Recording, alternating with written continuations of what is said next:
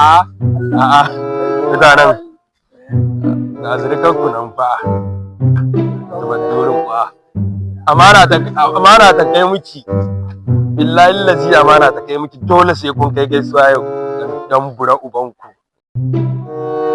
wallahi tallahi amana ta kai miki wallahi shalele ai wallahi ganin nan da miki na rantsa da girman Allah ko shugaban kasa na gani ina yi wannan jin dadin shi ne kai dan kutubar ubanku ne kamar dan iska antum wai na wani